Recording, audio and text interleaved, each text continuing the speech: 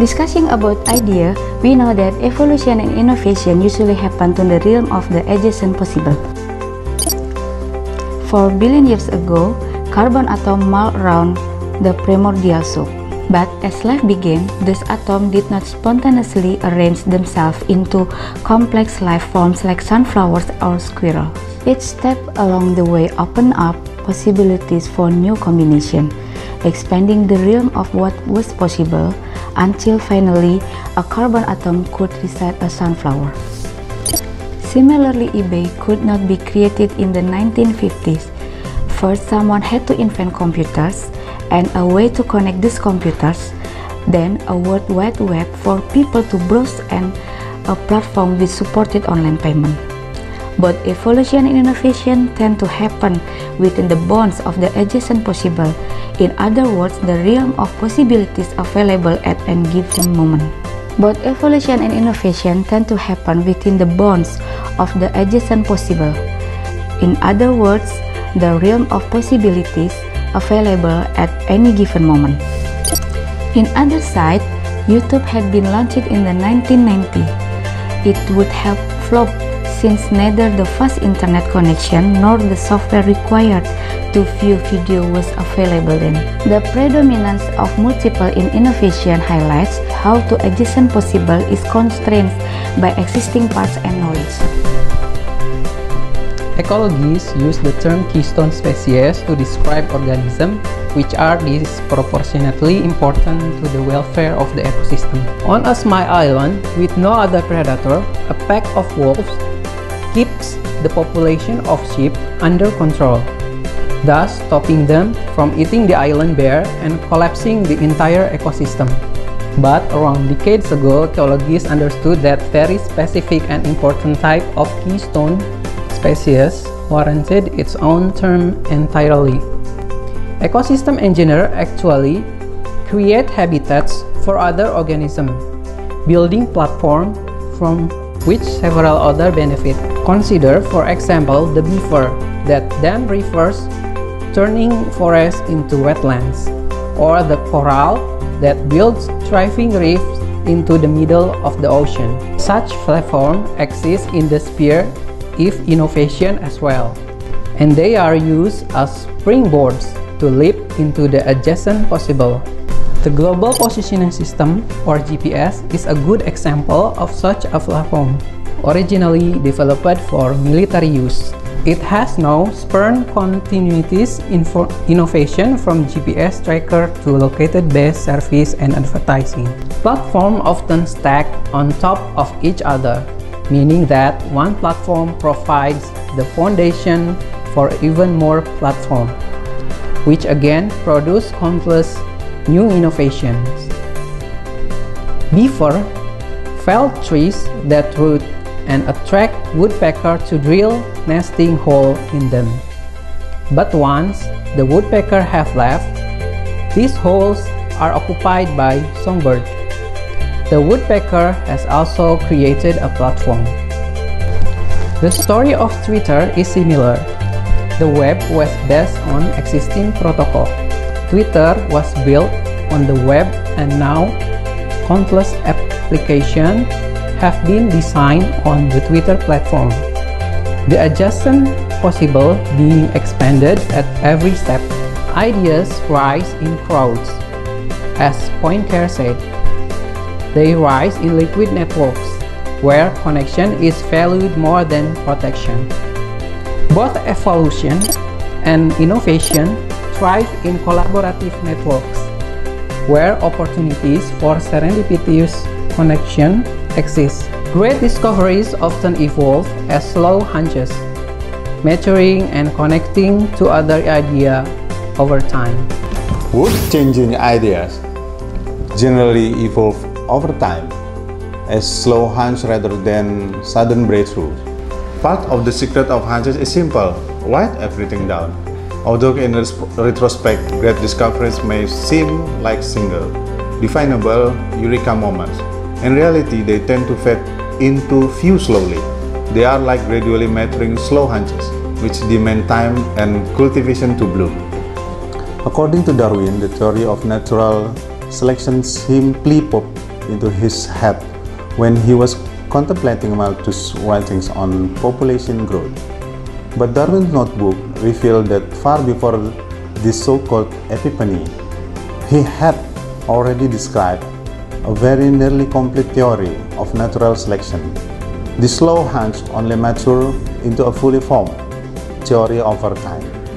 Only in retrospect does the idea seem so obvious that it must have come in a flash of insight. Upon hearing of the theory for the first time, a supporter of Darwin even exclaimed, "How incredibly stupid not to think of that." Another slow hunch led to a revolution in the way we share information today. As a child, Tim Berners-Lee read a Victorian era how to book and was fascinated by the portal of information he had found. Well, over a decade later, working as a consultant at the Swiss Sun Laboratory and partially inspired by the book, he tinkered with a side project which allowed him to store and connect chunks of information, like notes in a network. Another decade later, Sun officially authorized him to work on the project, which finally matured into a network where the commands on different computers could be connected through hypertext link. After decades of Berners-Lee's slow hunch maturing and developing, the World Wide Web was born. Assalamualaikum. Waalaikumsalam. Firman, please. What are you doing here? I'm learning about ideas. Wow, discussing about the idea. Yesterday I saw Anas and Amy videos. It's about how the idea comes from the serendipity and the collaboration that makes innovation. How about we watch their video? Sounds great. Let's start from Anas. The English language is blessed with wonderful words that capture the power of accidental connections. It's called serendipity. The contemporary novelist John Bart described in nautical terms, "You don't reach serendips by plotting a course for it. You have to set out in the good faith for as well and lose your bearing serendipitously." Serendipity is not just about embracing random encounter for the sheer accelerations. Serendipity is built of happy accidents, to be sure, but what makes them happy is the fact that the discovery you have made is meaningful for you. Serendipitous discovery can be facilitated by a shared intellectual or physical space. When ideas converge in a shared physical or intellectual space, through, for example, people from different disciplines meetings, creative collisions happens. Consider the modernist cultural innovations of 1920s. Many of them were largely a result of artists, poets, and writers in the same Parisian cafe. Shared interactions allows ideas to diffuse, circulate, and be combined randomly with the others. On an individual level, facilitating such serendipitous connections is simply a matter of simultaneous introducing ideas from different disciplines into your consciousness. Innovators like Benjamin Franklin and Charles Darwin favored working on multiple projects simultaneously. In a kind of slow multitasking modes, one project would take center stage for a day at a time, but linger at the back of the mind afterward too, so the connection between projects could be drowned. On an organizational level, the key to innovations and inspiration is a network which allows hunch to mature, scatter, and combine with other openly. The greatest such network in existence is, of course, the World Wide Web, where a wealth of ideas is not only available but hyperlinked for easy connections between several disciplines. Let's continue to Amy. Innovation, evolution, and collaboration are the key of the lesson in this book.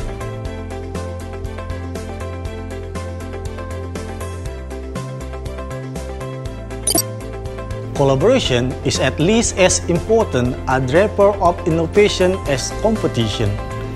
The ability of inventor of entrepreneurs to capitalize on their discoveries is often cited as a fundamental driver of innovation. But while the commercialization potential of invention indeed spurs innovation, it also generates patent and other distractions. The ability of inventor and entrepreneur to capitalize on their discoveries is often cited as a fundamental driver of innovation. But while the commercialization potential of invention indeed spurs innovation, it also generates patent and other distractions.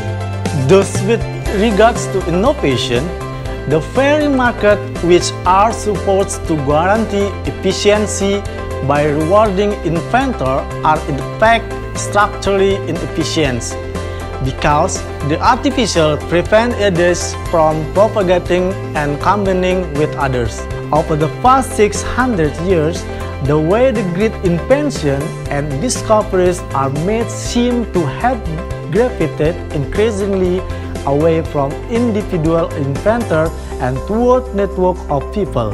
And even as the age of capitalism dawns and blooms, most great discoveries have gone unrewarded by the market. The World Wide Web, the theory of relativity, computers, X-rays, pacemakers, and penicillin are but a few examples where the inventor has not profited. Certainly, market-spurred innovation has been far more effective than innovation achieved in common economic like the Soviet Union. But that still does not mean it is the optimal way forward.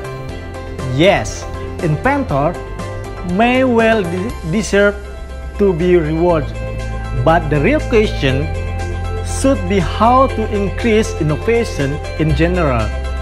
In The Origin of Species, Darwin himself placed equal emphasis on the wonder of complex collaboration between species as on the natural selection that comes from competition for resources.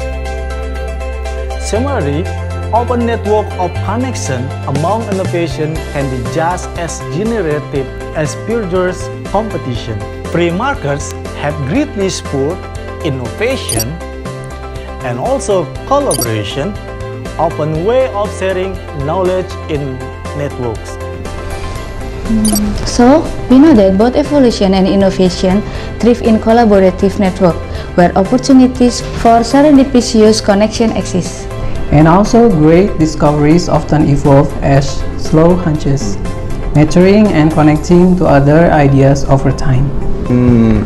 So glad to know where the good ideas come from.